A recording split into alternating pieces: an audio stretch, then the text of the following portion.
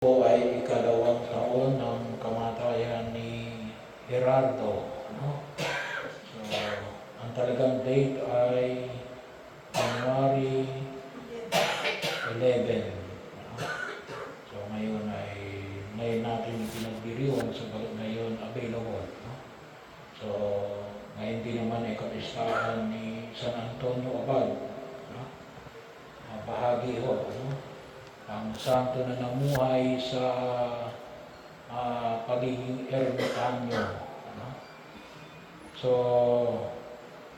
ang ating ebanghelyo sa araw na ito ay nagpapahayag at pinatatatag yung pananalig na alin na walang itataboy sa atin. No?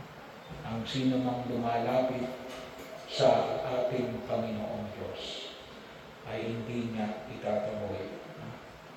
Sapagkat ang dulot ni Jesus ay alin na tayong lahat ay magkaroon ng buhay na walang hanggan.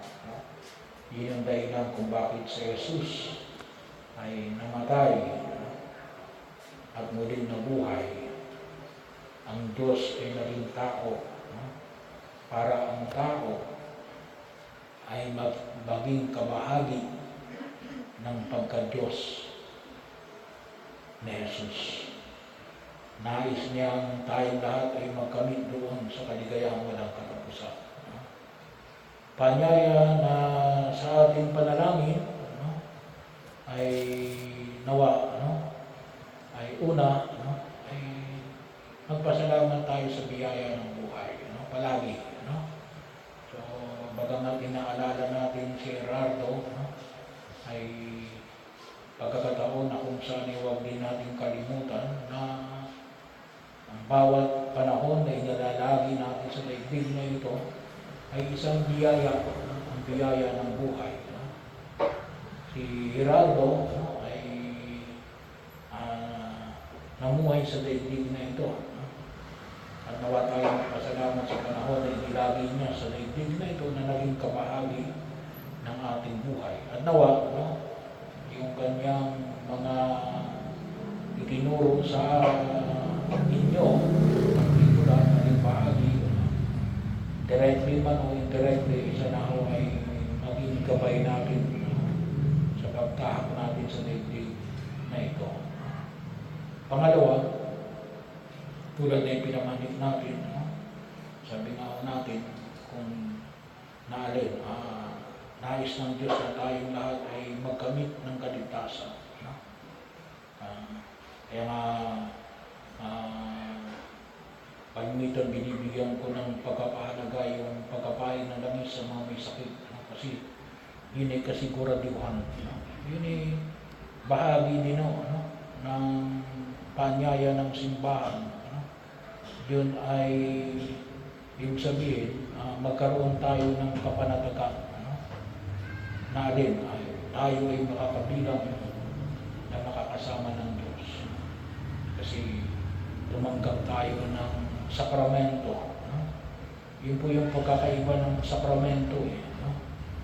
Kapag sinabi natin sakramento, ay kung ano yung biyaya na binibigay ng sakramento, makakamit natin.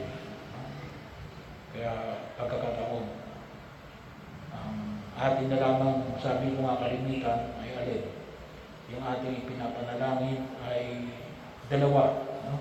Una, ay kung sakali mang mayroon pang hindi na ibigay na hinihingi ng katarungan. Si Gerardo, diudulog natin. Baka mayroon pa siyang hindi na ibigay na hinihingi ng katarungan. Tayo nawa makita natin, kaya tayo ay umiiwas sa kasalanan, hindi lamang sapagkat para hindi tayo mapunta sa impyerno. Pero bakit? Kaya tayo pinaiiwas sa kasalanan kasi hindi pwedeng hindi natin ibigay yung hinihingi ng katarungan. Sabi nga natin, ay walang sinong hindi pwedeng hindi magbabayad ng kaniyang kasalanan. Ang Diyos ay handang magpatawad. No? So sino man nagkasala, hindi ka napupunta sa impyerno. Pero, no, kinakailangan natin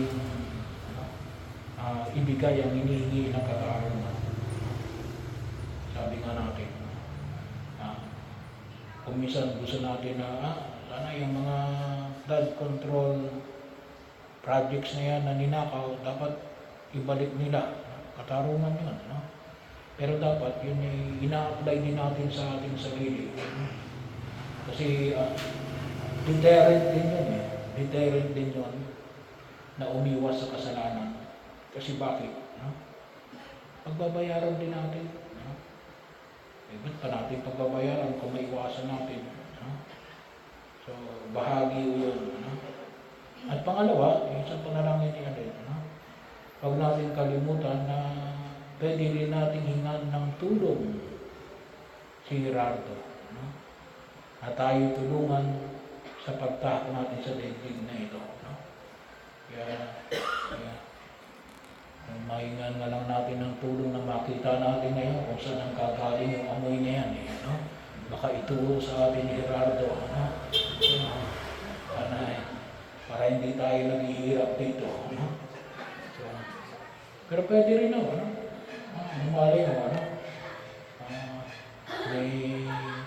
May magturo dyan. May biglang bumagsak. No? Pwede rin ako yun. Ano? Pero bagang hindi mo yun pwede natin hingan ng tulong yung mga mahal natin sa buhay na namayapa na. Ano? Higit sila makapagdarasal. Sabi nga natin, anong sabi sa banal na kasulatan? Ba't nyo kalimitan yung ibang mga sekta dyan? Sabi, bakit kayo humingi ng tulong sa mga santo at santa? Ano? Anong sabi sa banal na kasulatan? Pray for one another. Ano?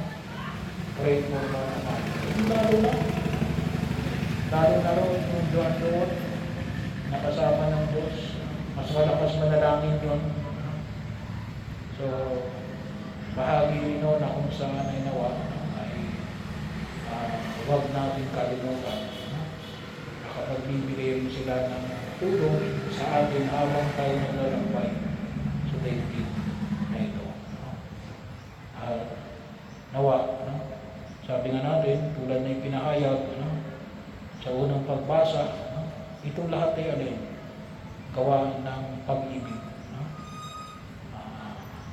Diyan umiikot ang lahat ng pagkilos. No? Ginagawa natin ito bilang pagpapahayag ng alin, ng ating pag-ibig.